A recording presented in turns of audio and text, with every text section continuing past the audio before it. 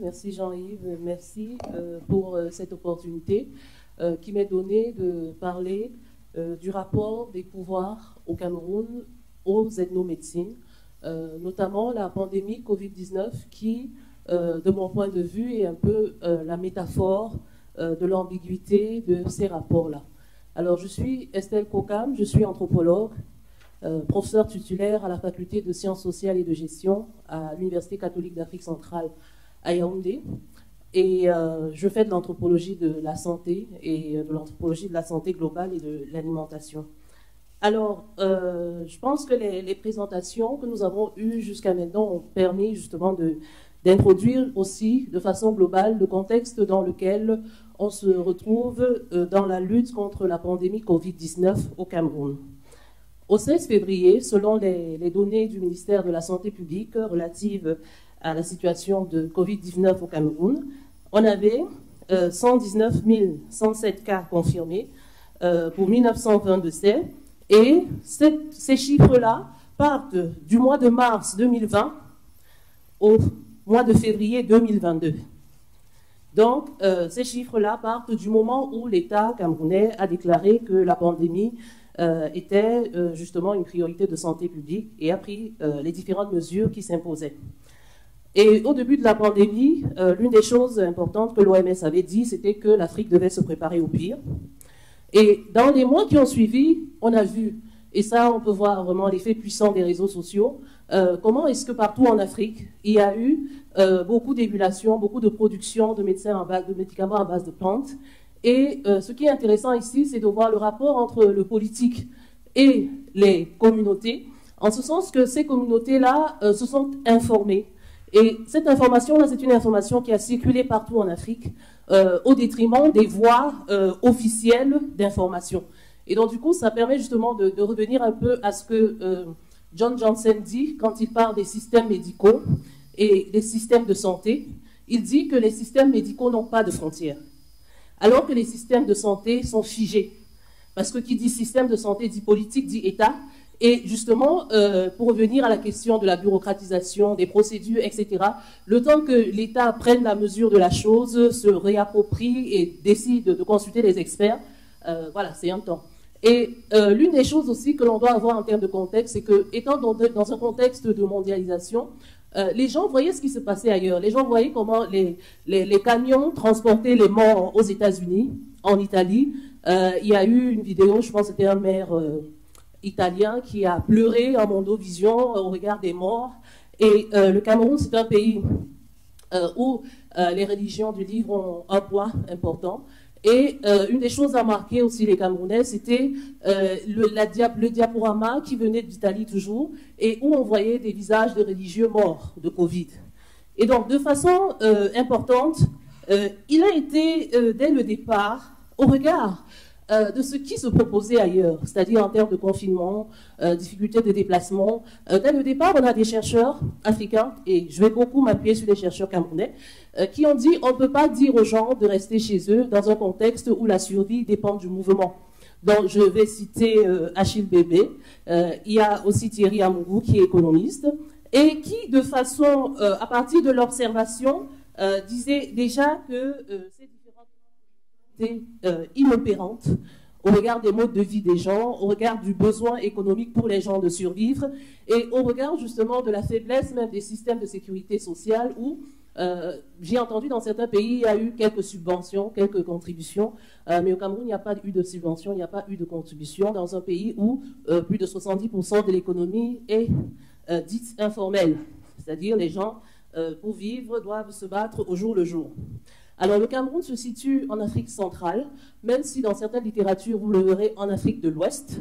Mais d'un point de vue géostratégique, c'est beaucoup plus intéressant pour le Cameroun de rester dans la zone CEMAC, hors RDC, parce que la RDC, c'est un géant, parce que de son positionnement, c'est un port d'entrée de la zone CEMAC, parce qu'on est entouré par le Tchad, la République centrafricaine, le Gabon, etc. Et c'est un peu le moteur de l'économie de la zone CEMAC. Et cette pandémie-là, justement, a permis de mettre en évidence les savoirs médicaux locaux, en ce sens que, bien que lorsque l'on voit l'organisation du système de santé au Cameroun, bien que l'on voit que dans le système de santé publique, il y a la médecine traditionnelle. Cette médecine traditionnelle est peu présente. Même s'il y a un programme national de la médecine traditionnelle, elle est beaucoup peu présente et de façon concrète, elle ne bénéficie pas de la même visibilité, des mêmes financements que l'on peut voir dans d'autres programmes de santé publique. Je pense qu'on a beaucoup parlé justement des médecines traditionnelles depuis hier, des essais de définition, et on peut voir justement qu'il y a une pluralité de médecines, une pluralité de pratiques, et que ces médecines aussi sont un ensemble de plantes, de rites, de symboles, de croyances, et que c'est beaucoup plus complexe. Alors, l'une des choses importantes aussi, quand on voit la littérature, c'est qu'au niveau du Cameroun, on a le professeur Daniel Lantoum, qui a beaucoup travaillé sur les médecines traditionnelles, sur les médecins traditionnels, et qui s'est beaucoup intéressé justement à cette pratique de santé. Et je pense que c'est l'un des artisans même pour que ce sous-système-là soit introduit dans le système de santé publique et pour qu'il y ait un vrai programme de médecine traditionnelle, même si au finish, on a cette faible visibilité-là. Alors, pendant ce temps, c'est-à-dire pendant qu'il y avait ces différentes mesures qui étaient prises, on voit que les gens ne sont pas restés handicapés à attendre des solutions, parce que la solution, en fait, c'était une solution d'urgence qu'il fallait trouver dans un contexte où les différentes solutions proposées ailleurs, par exemple le confinement, étaient totalement inopérantes. Et de ce fait-là, justement, il y a eu un recours aux sources. Pas un retour aux sources, mais un recours aux sources, justement, dont le but était de voir quand on est malade, quand on a tel type de maladie, qu'est-ce qu'on fait, qu'est-ce qu'on utilise généralement. Et je dis, au niveau des pratiques de santé, on a vite vu circuler des recettes. On a surtout été beaucoup touché au Cameroun par le travail du président malgache, qui a justement été le premier à faire une grande vulgarisation du Covid Organics. Et on a vu circuler aussi des visioconférences qu'il avait avec quelques présidents africains et où il présentait le Covid Organics. Et dès le départ, les chercheurs camerounais, pas seulement des chercheurs de santé publique, mais des chercheurs juristes aussi, se sont posé la question de qu'est-ce qu'on fait dans une situation d'urgence. Et il y a eu une indignation. Donc, ce n'était pas une indignation uniquement venue des gens qui n'étaient pas spécialistes du domaine, mais c'était aussi une indignation d'un point de vue académique. Parce que dès le départ, justement, il y a cette question fondamentale que le Covid a posée à nos sociétés, notamment dans le cas du Cameroun, le rapport entre la recherche et la santé des gens. Parce que cette maladie a permis justement de mettre en évidence l'importance de ce rapport-là. Que ce ne soit pas juste de la recherche pour la recherche, mais que ce soit de la recherche pour sauver, pour régler une situation. Et dans le cas de Covid, la situation était claire. On avait une population exposée de toutes les façons au regard des moyens de comment est-ce qu'on se contamine, de ce que ça fait. Et au regard aussi du système de santé qui n'était pas du tout pour préparer en termes pour disposition en oxygène. Parce que justement, les médias, les images qu'on voyait, c'était plutôt des cas catastrophiques. L'oxygène qui manque, et déjà si dans les services de réanimation de façon ordinaire, il n'y a pas d'oxygène, donc l'objectif c'était, du point de vue des pratiques, de prévenir que de se retrouver à être sous oxygène. Et cette pandémie, justement, dès les mois d'avril, mai, juin, on voit des chercheurs camerounais qui vont se positionner par rapport à elle et qui vont premièrement dire, certains spécialistes de santé publique, j'avais sur des diapos, dont il y a eu des publications, et ces publications-là disaient qu'il était important, c'est une publication publiée dans le Pan African Journal of Medicine, et qui disait qu'il était très important de prendre en compte les savoirs endogènes.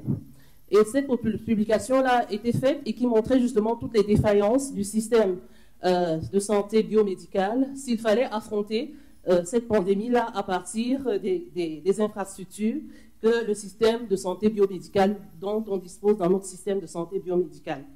Et du point de vue du droit, notamment du droit à la santé, il y a des juristes qui ont réfléchi et qui ont fait des publications et qui ont permis de mettre en évidence aussi cette indignation des chercheurs, des juristes, et qui disaient, par exemple, qu'il est important, c'est un juriste qui dit cela dans une revue sur le droit privé, qui dit qu'il est important de prendre de la distance, y compris par rapport à la légalisation de la biomédecine.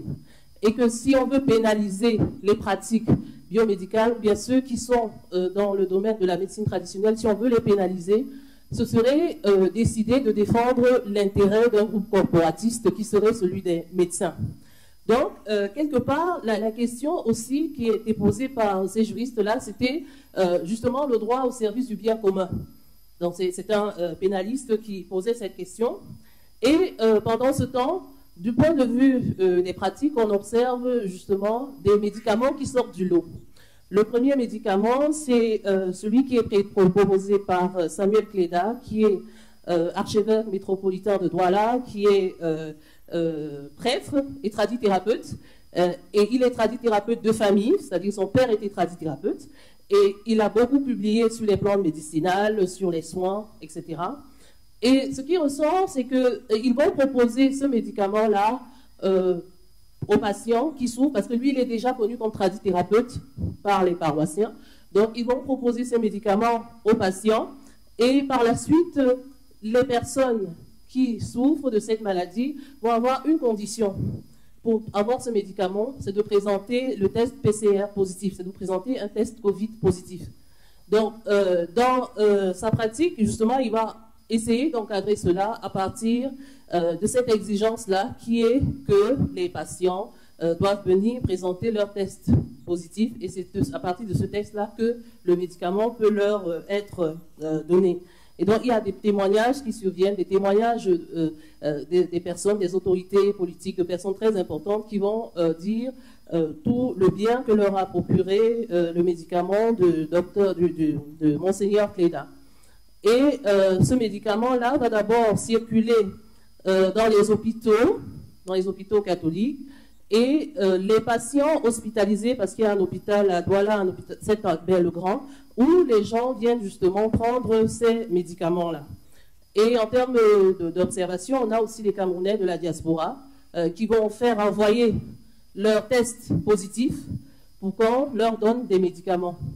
Et l'une des choses aussi que l'on va voir, c'est justement cette circulation des savoirs, cette circulation des informations, et comment justement des personnes qui sont à l'extérieur ont justement recours à ces différents médicaments.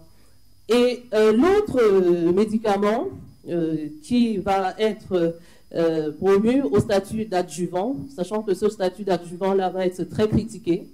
Il est critiqué pourquoi? Parce que l'une des choses fondamentales que l'on reproche, c'est qu'il n'y ait pas eu d'essais thérapeutiques.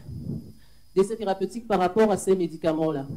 Et pendant qu'il y avait justement ces réceptions de personnes dans les hôpitaux, etc., même les gens qui sont beaucoup plus dans une logique essais thérapeutiques, efficacité, efficience, ont posé la question de savoir pourquoi est-ce que l'État ne fait pas d'essais thérapeutiques. Pourquoi est-ce que, face à cette situation où on a des gens qui sont là, qui vont à l'hôpital, pourquoi est-ce que cela ne nécessite pas ou bien n'encourage pas la réalisation d'essais thérapeutiques? Parce qu'au moins, c'est aussi une opportunité pour passer du stade de on dit que c'est bien, mais vous n'avez pas les preuves, au stade où on dit voilà ce que l'on a fait et voilà ce que l'on a eu comme résultat par rapport à cela.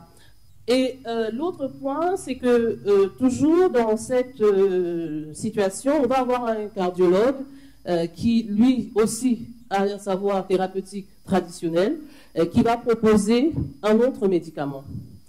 Et en juillet, on va donc décider, le ministère de la Santé publique va publier deux communiqués qui vont faire de ces médicaments-là des adjuvants dans le traitement de Covid-19. Sauf que on voit bien que dans ce processus-là, il y a une forme de frilosité, même si l'on constate que de façon officielle, il y a un discours qui est tenu, mais l'intérêt que l'on attend du point de vue politique par rapport à ce discours-là, par rapport à ces pratiques, est un peu timide. Donc, dans le cas de Monseigneur Cléda, il y a des personnes qui viendront du ministère de la Santé publique prendre des échantillons Et il faudra un moment que les gens s'indignent pour dire, mais depuis qu'ils sont venus prendre des échantillons, ils ne sont pas venus nous dire, ou bien on n'a pas communiqué sur ces échantillons-là. Et on va voir aussi qu'au niveau de la société civile, il va y avoir une reconnaissance, parce que la question du financement va se poser aussi. Et donc, au niveau de la société civile, on va avoir cette reconnaissance-là, et on va avoir des mécènes locaux qui vont donner des sommes pour pouvoir produire davantage de médicaments. Parce que la question justement qui s'était posée, c'était est-ce que, puisque ça marche, du point de vue des patients, du point de vue, est-ce que la production va être à la hauteur de la demande? Et l'une des choses qu'il est important de savoir aussi, c'est que Samuel Cléda, pendant tout ce moment où il va y avoir des débats sur le médicament, sur ce qu'il fait, etc., il y a une chose pour moi très fondamentale qu'il va dire et qui résume de mon point de vue aussi ce besoin de dialogue ou peut-être cette absence de dialogue, c'est qu'il va toujours dire aux gens, il ne va pas dire j'ai trouvé le médicament, il n'a jamais dit ça. Il a toujours dit, quand les gens viennent, voici l'état dans lequel ils se trouvent. Je leur donne, et après, ils ont de l'appétit, ils reprennent les forces, etc., etc. Et il dit, c'est aux médecins ou aux spécialistes de la biomédecine de me dire si c'est un médicament efficace. Mais moi, en tant que tradithérapeute, voilà ce que je fais, et voilà les résultats qui sont les résultats probants. Et je pense que les réponses, parce qu'il va accorder plusieurs interviews, et que les différentes réponses justement qu'il donne renvoient justement à tout ce qu'on sait du savoir de la tradithérapeute, et aussi de ce que justement dans l'anthropologie dit justement de cette efficacité thérapeutique et la reconnaissance de cette efficacité par les patients eux-mêmes, etc. Donc c'est ce discours-là qu'il va tenir. Et dans le cas de Yanini Fopou, on voit qu'il s'agisse du cas de Yanini Fopou, ou bien qu'il s'agisse du cas de Cléda, on voit bien comment est-ce que les acteurs ici ont des trajectoires plurielles. C'est-à-dire, ce sont des gens qui sont à la fois dans le champ de la biomédecine, c'est-à-dire ils ont étudié dans ce champ-là, et sont à la fois ce savoir thérapeutique, hérité, transmis des ancêtres, qui ont ces savoirs-là, et cette pandémie de Covid-19 va justement permettre de mettre en évidence ces différents savoirs-là. Alors, pour conclure mon exposé, c'est que justement ce rapport ambigu des pouvoirs publics aux ethnomédecines au Cameroun pose des questions de science, au pluriel, de justice épistémique et de justice sociale. Parce que tout au long des débats que l'on a eus, il y a eu une question d'épistémologie, parce qu'on a dit, voilà, d'habitude on dit que ce n'est pas systématisé, que c'est ce que les gens racontent. Voilà une opportunité, faites le travail qui est souvent fait pour pouvoir décréter que tel élément sont efficaces.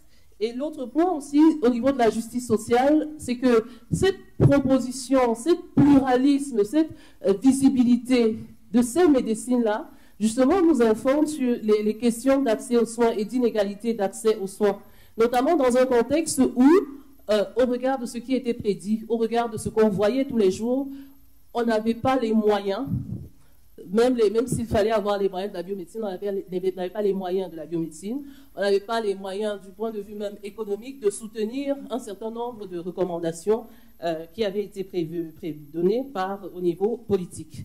Je vous remercie de votre attention.